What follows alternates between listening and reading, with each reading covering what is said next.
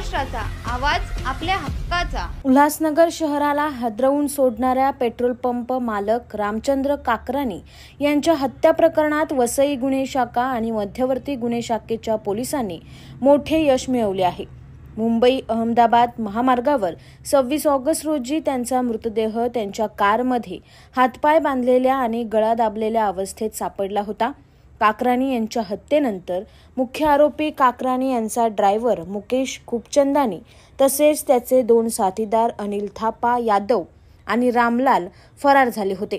अखेर पोलिसांनी तांत्रिक तपासाच्या आधारे मुकेश खूपचंदानी आणि अनिल थापा यादव यांना नेपाळला पळून जात असताना अटक केली।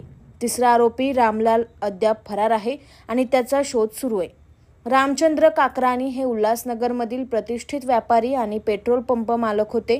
25 ऑगस्ट रोजी ते नेहमीप्रमाणे पेट्रोल पंपावरून व्यवसायानंतर रोख रक्कम घेऊन घरी परतत असताना बेपत्ता झाले होते। त्यांच्या कुटुंबियांनी त्यांचा शोध घेण्याचा प्रयत्न केला, मात्र त्यांचा थांगपत्ता लागला नाही। परंतु त्यांचा फोन नागले गावात सापडला, ज्यामुळे त्यांचे अपहरण झाल्याचा संशय बळावला। दुसऱ्या दिवशी 26 ऑगस्टला काकरानी यांचा मृतदेह मुंबई अहमदाबाद महामार्गावर त्यांच्याच कारमध्ये सापडला। पोलीस तपासात उघड झाले की त्यांचा गळा आवळून खून करण्यात आला होता आणि त्यांचे हातपाय गाडीत बांधलेले होते। पोलिसांनी तात्काळ तपास सुरू करून काकरानी यांचा ड्रायव्हर मुकेश खूपचंदानीवर संशय घेतला।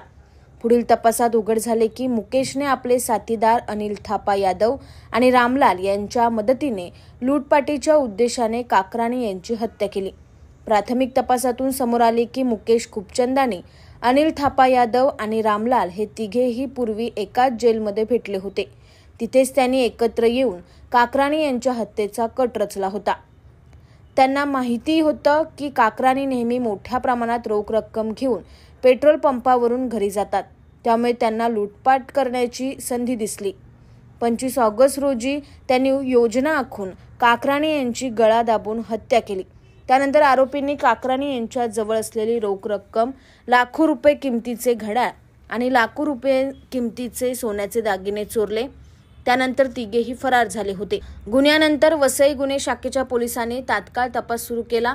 त्याने तांत्रिक विश्लेषण, तब्बल 300 सीसीटीव्ही फुटेज आणि मोबाईल लोकेशनच्या आधारे आरोपीचा मागोवा घेतला। पोलिसांनी 3 विशेष पथके तयार केली आणि आरोपींनी वापरलेल्या मार्गाचा शोध घेतला। तपासात उघड झाले की आरोपी गुजरात मार्गे उत्तर प्रदेशातील गोरखपूरला पोहोचले होते आणि तेथून नेपाळमध्ये पळून जाण्याच्या तयारीत होते। शेवटी पोलिसांनी तांत्रिक तपासाद्वारे गोरखपूर जवळ आरोपींना पकडले। मुख्य आरोपी मुकेश खूपचंदानी आणि त्यांचा साथीदार अनिल थापा यादव यांना अटक करण्यात आली, मात्र तिसरा आरोपी रामलाल अद्याप फरार आहे। पोलिसांनी त्याचा शोध सुरू ठेवलाय।